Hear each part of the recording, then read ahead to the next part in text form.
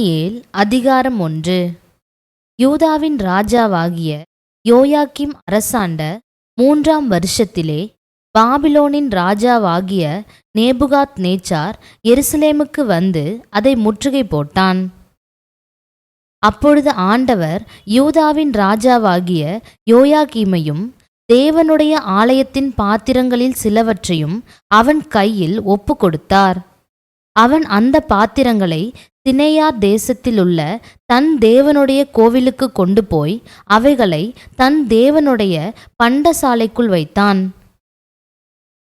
அப்பொழுது இஸ்ரவேல் புத்திரருக்குள்ளே ராஜ குலத்தார்களிலும் துறை மக்களிலும் யாதொரு மாசும் இல்லாதவர்களும் அழகானவர்களும் சகல ஞானத்திலும் தேறினவர்களும் அறிவில் சிறந்தவர்களும் கல்வியில் நிபுணரும் ராஜாவின் அரமனையிலே சேவிக்க திறமையுள்ளவர்களுமாகிய சில வாலிபரை கொண்டு வரவும் அவர்களுக்கு கல்தேயரின் எழுத்தையும் பாஷையையும் கற்றுக் கொடுக்கவும் ராஜா தன் பிரதானிகளின் தலைவனாகிய அஸ்பேனாசுக்கு கற்பித்தான். ராஜா தான் உண்ணும் போஜனத்திலேயும் தான் குடிக்கும் திராட்சை ரசத்திலேயும் தினம் ஒரு பங்கை அவர்களுக்கு நியமித்து அவர்களை 3 வருஷம் வளர்க்கவும் அதன் முடிவிலே அவர்கள் ராஜாவுக்கு முன்பாக நிற்கும்படி செய்யவும் கட்டளையிட்டான். அவர்களுக்குள் யூதா புத்திரராகிய தானியேல், அனனியா, மீஷாவேல், அசரியா என்பவர்கள் இருந்தார்கள்.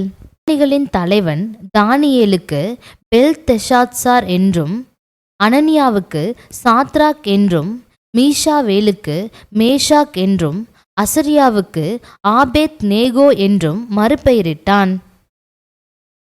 தானியேல் ராஜாவின் போஜனத்தினாலும் அவர் பானம் பண்ணும் திராட்சரசத்தினாலும் தன்னை தீட்டுப்படுத்தலாகாதென்று தன் இருதயத்தில் தீர்மானம் பண்ணிக்கொண்டு தன்னை தீட்டுப்படுத்தாதபடி பிரதானிகளின் தலைவனிடத்தில் வேண்டிக் கொண்டான். தேவன் தானியேலுக்கு பிரதானிகளின் தலைவனிடத்தில் தயவும் இரக்கமும் கிடைக்கும்படி செய்தார். பிரதானிகளின் தலைவன் தானியேலை நோக்கி, உங்களுக்கு போஜனத்தையும் பானத்தையும் குறித்திருக்கிற ராஜாவாகிய என் ஆண்டவனுக்கு நான் பயப்படுகிறேன். அவர் உங்களோடொத்த வாலிபரின் முகங்களை பார்க்கிலும் உங்கள் முகங்கள் வாடி போனவைகளாக காண வேண்டியதென்ன? அதனால் ராஜா என்னை சிரச்சேதம் பண்ணுவாரே என்றான். அப்பொழுது பிரதானிகளின் தலைவனாலே தானியேல், அனனியா, மீஷாவேல், அசரியா என்பவர்கள் மேல் விசாரிப்புக்காரனாக வைக்கப்பட்ட மேல்ஷார் என்பவனை தானியேல் நோக்கி, 10 நாள் வரைக்கும் உமது அடியாரை சோதித்து பாரும். எங்களுக்கு புசிக்க பருப்பு முதலான மரக்கறிகளையும் குடிக்க தண்ணீரையும் கொடுத்து எங்கள் முகங்களையும் ராஜ போஜனத்தில் புசிக்கிற வாலிபருடைய முகங்களையும் ஒத்துப்பாரும். பின்பு நீர் காண்கிறபடி உமது அடியாருக்கு செய்யும் என்றான். அவன் இந்த காரியத்திலே அவர்களுக்கு செவி கொடுத்து 10 நாளளவும் அவர்களை சோதித்து பார்த்தான். 10 நாள் சென்ற பின்பு ராஜ போஜனத்தை புசித்த எல்லா வாலிபரை பார்க்கிலும் அவர்கள் முகம் கலையுள்ளதாயும் சரீரம் புஷ்டியுள்ளதாயும் காணப்பட்டது. ஆகையால் மேல்ஷார் அவர்கள் புசிக்க கட்டளையான போஜனத்தையும் அவர்கள் குடிக்க கட்டளையான திராட்சை ரசத்தையும் நீக்கி வைத்து அவர்களுக்கு பருப்பு முதலானவைகளை கொடுத்தான்.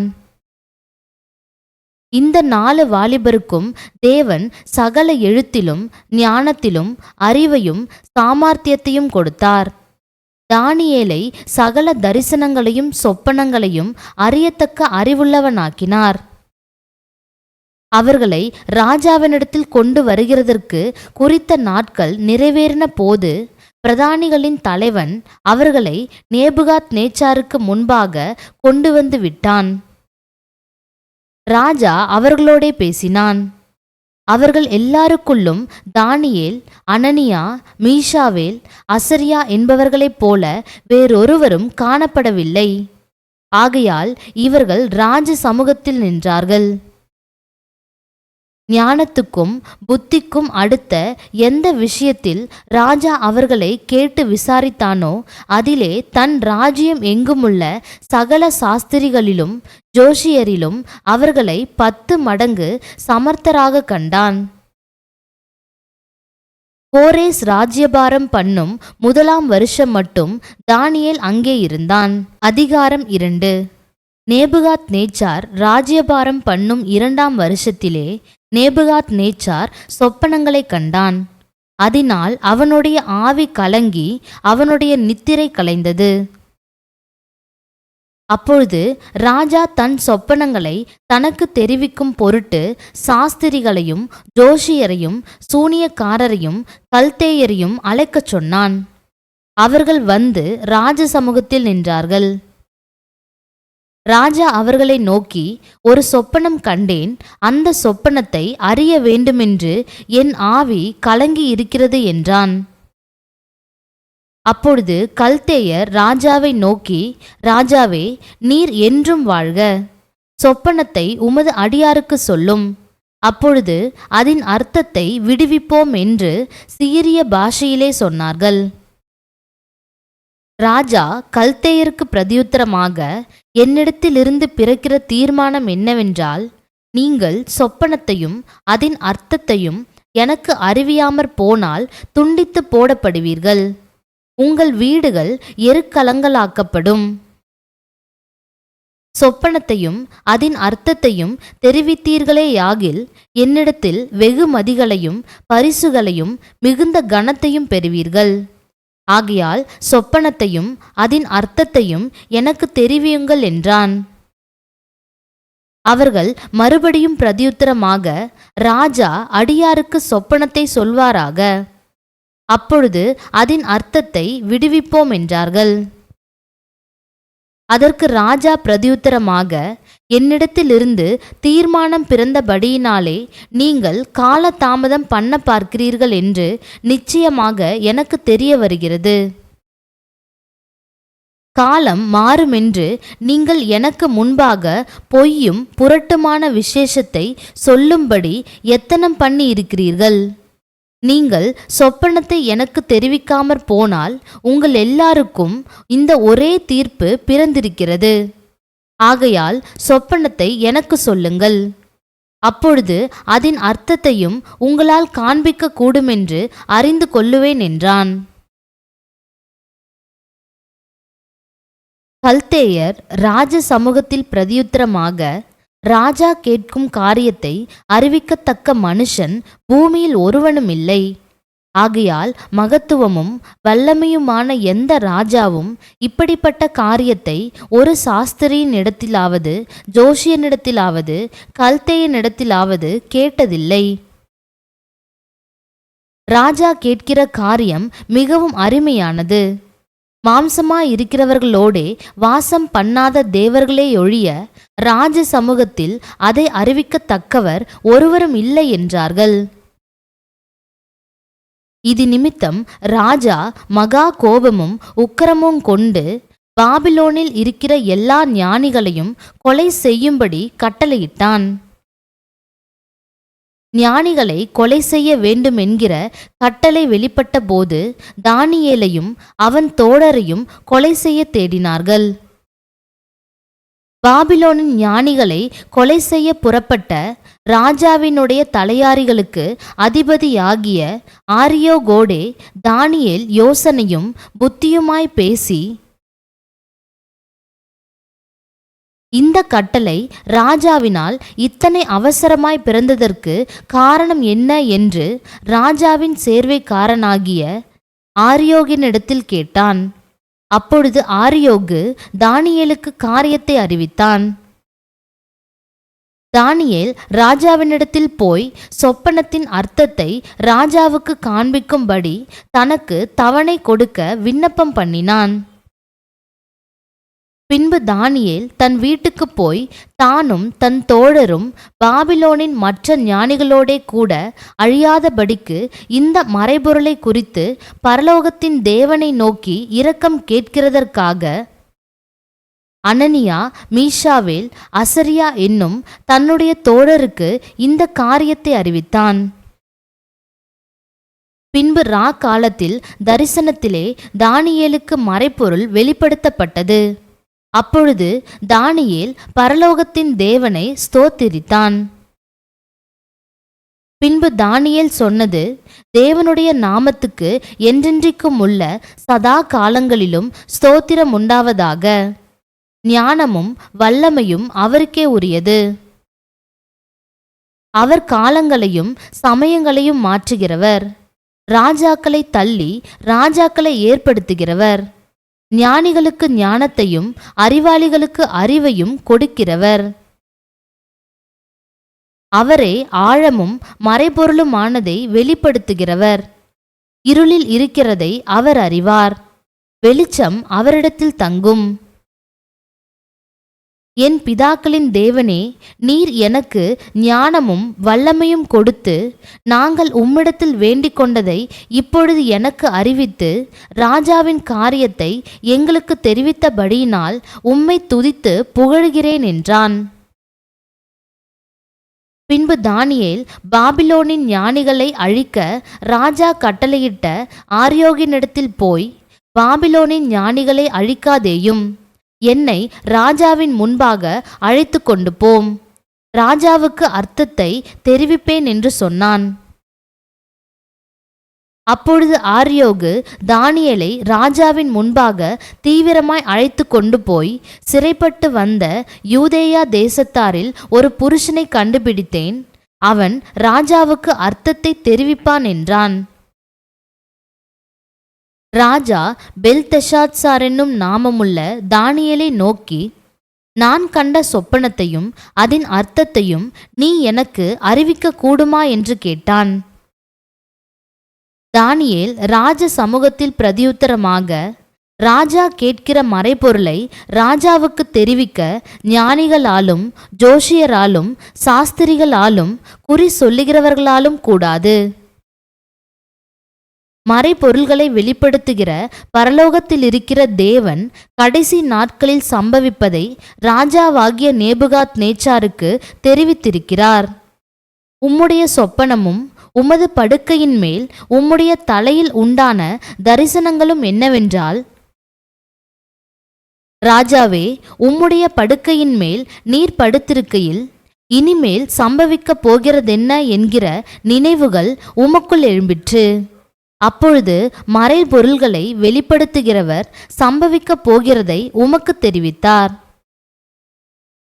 உயிரோடு இருக்கிற எல்லாரை பார்க்கிலும் எனக்கு அதிக ஞானம் உண்டென்பதினாலே அல்ல, அர்த்தம் ராஜாவுக்கு தெரிய வரவும் உம்முடைய இருதயத்தின் நினைவுகளை நீர் அறியவும் இந்த மறைபொருள் எனக்கு வெளியாக்கப்பட்டது. ராஜாவே, நீர் ஒரு பெரிய சிலையை கண்டீர்.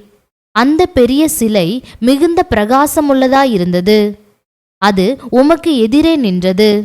அதன் ரூபம் பயங்கரமாயிருந்தது. அந்த சிலையின் தலை பசும்பொன்னும் அதன் மார்பும் அதன் புயங்களும் வெள்ளியும் அதன் வயிறும் அதன் தொடையும் வெண்கலமும்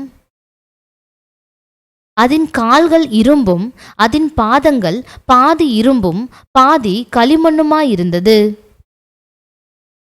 நீர் பார்த்து கொண்டிருக்கும் போதே கைகளால் பெயர்க்கப்படாத ஒரு கல் பெயர்ந்து உருண்டு வந்தது. அது அந்த சிலையை இரும்பும் களிமண்ணுமாகிய அதன் பாதங்களில் மோதி அவைகளை நொறுக்கி போட்டது. அப்பொழுது அந்த இரும்பும் களிமண்ணும் வெண்கலமும் வெள்ளியும் பொன்னும் ஏகமாய் நொறுங்குண்டு கோடை காலத்தில் போரடிக்கிற களத்திலிருந்து பறந்து போகிற பதரை போலாயிற்று. அவைகளுக்கு ஒரு இடமும் கிடையாதபடி காற்று அவைகளை அடித்து கொண்டு போயிற்று. சிலையை மோதின கல்லோவென்றால் ஒரு பெரிய பர்வதமாகி பூமியையெல்லாம் நிரப்பிற்று. சொப்பனம் இதுதான். அதன் அர்த்தத்தையும் ராஜ சமூகத்தில் தெரிவிப்போம். ராஜாவே, நீர் ராஜாதி ராஜாவாயிருக்கிறீர். பரலோகத்தின் தேவன் உமக்கு ராஜரீகத்தையும் பராக்கிரமத்தையும் வல்லமையையும் மகிமையையும் அருளினார்.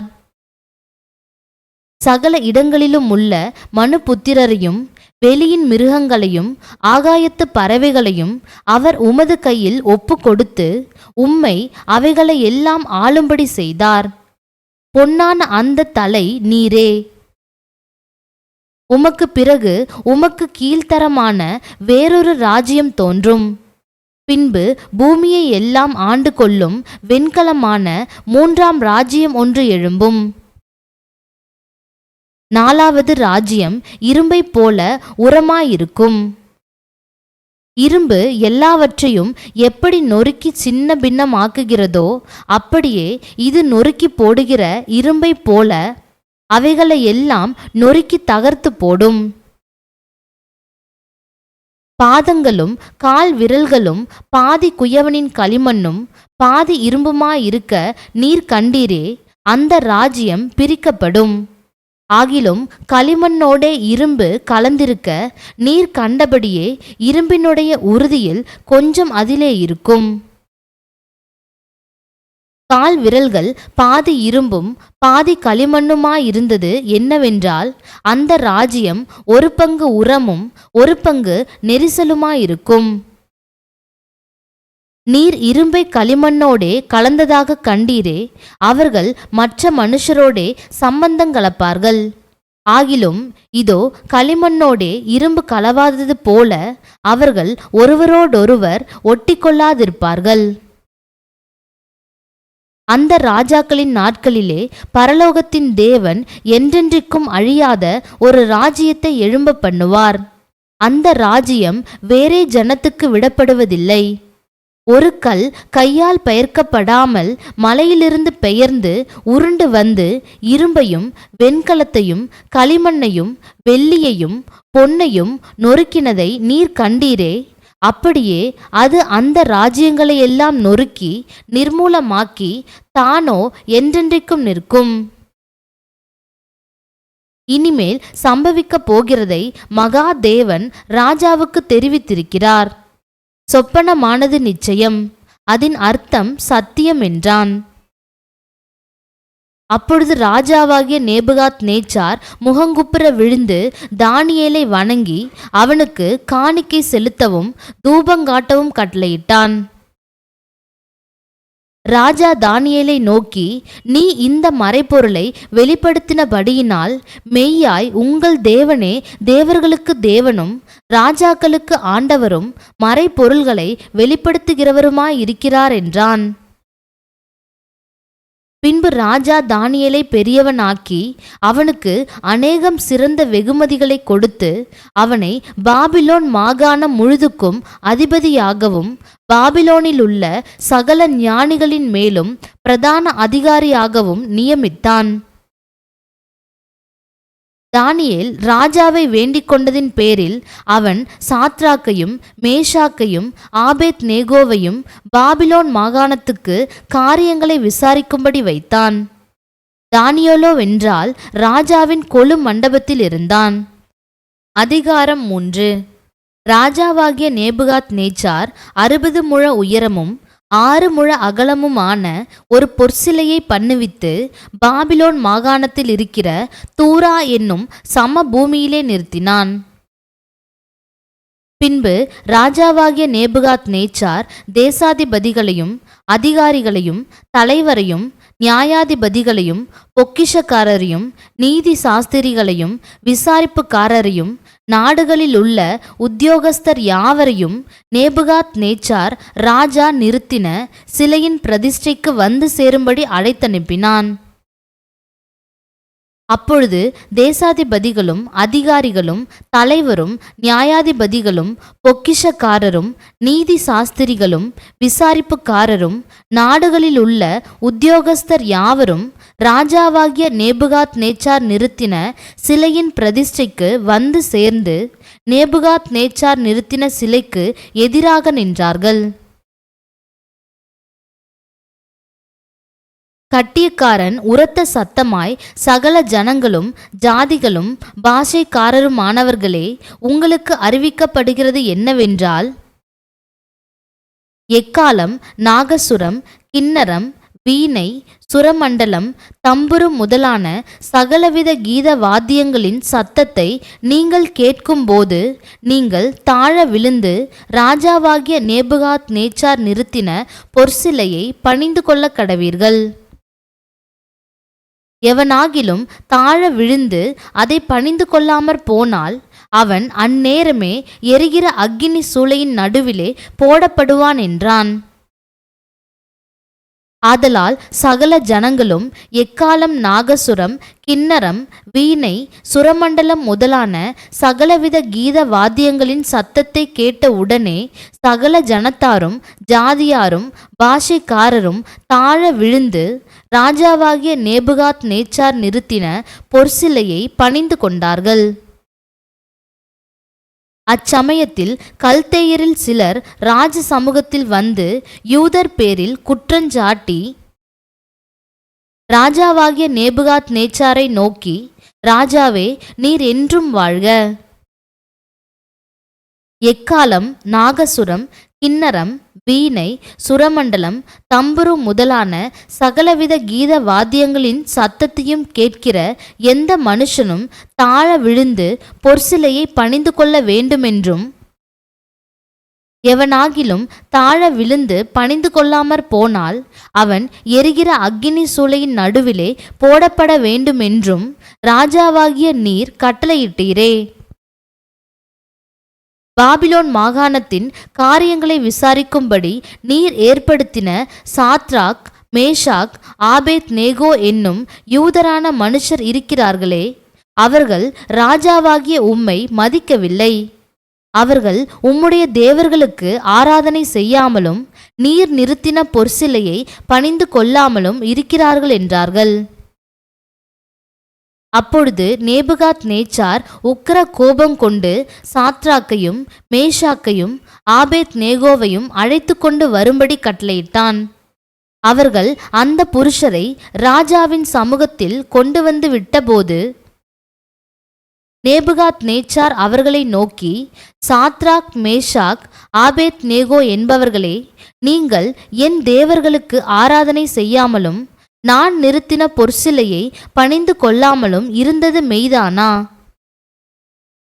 இப்போதும் எக்காளம், நாகசுரம், கின்னரம், வீணை, சுரமண்டலம், தம்புரு முதலான சகலவித கீத வாத்தியங்களின் சத்தத்தையும் நீங்கள் கேட்கும்போது தாழ விழுந்து நான் பண்ணி வைத்த சிலையை பணிந்து கொள்ள ஆயத்தமாயிருந்தால் நல்லது. பணிந்து கொள்ளாதிருந்தீர்களேயாகில் அந்நேரமே எரிகிற அக்கினி சூளையின் நடுவிலே போடப்படுவீர்கள். உங்களை என் கைக்கு தப்புவிக்கப் போகிற தேவன் யார் என்றான்.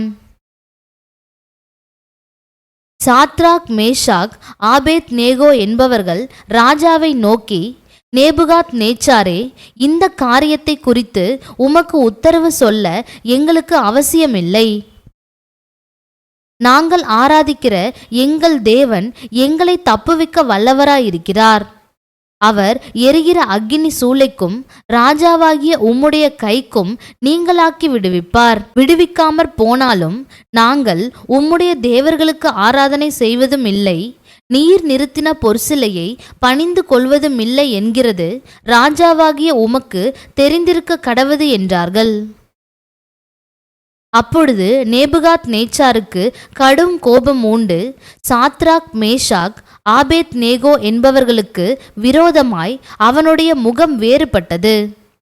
சூளையை சாதாரணமாய் சூடாக்குவதை பார்க்கிலும் 7 மடங்கு அதிகமாய் சூடாக்கும்படி உத்தரவு கொடுத்து சாத்ராக், மேஷாக், ஆபேத் நேகோ என்பவர்களை எரிகிற அக்கினி சூளையிலே போடுவதற்கு அவர்களை கட்டும்படி தன் இராணுவத்தில் பலசாலிகளாகிய புருஷருக்கு கட்டளையிட்டான். அப்பொழுது அவர்கள் தங்கள் சால்வைகளோடும் நிசார்களோடும் பாகைகளோடும் மற்ற வஸ்திரங்களோடும் கட்டப்பட்டு எரிகிற அக்கினி சூளையின் நடுவிலே போடப்பட்டார்கள். ராஜாவின் கட்டளை கடுமையாயிருந்தபடியினாலும் சூளை மிகவும் சூடாக்கப்பட்டிருந்தபடியினாலும் அக்கினி சுவாலையானது சாத்ராக், மேஷாக், ஆபேத் நேகோ என்பவர்களை தூக்கி கொண்டு போன புருஷரை கொன்று போட்டது. சாத்ராக், மேஷாக், ஆபேத்நேகோ என்னும் அந்த 3 புருஷரும் கட்டுண்டவர்களாய் எரிகிற அக்கினி சூளையின் நடுவிலே விழுந்தார்கள். அப்பொழுது ராஜாவாகிய நேபுகாத் நேச்சார் பிரமித்து தீவிரமாய் எழுந்திருந்து தன் மந்திரிமார்களை நோக்கி, 3 புருஷரை அல்லவோ கட்டுண்டவர்களாக அக்கினியிலே போடுவித்தோம் என்றான். அவர்கள் ராஜாவுக்கு பிரதியுத்தரமாக, ஆம் ராஜாவே என்றார்கள்.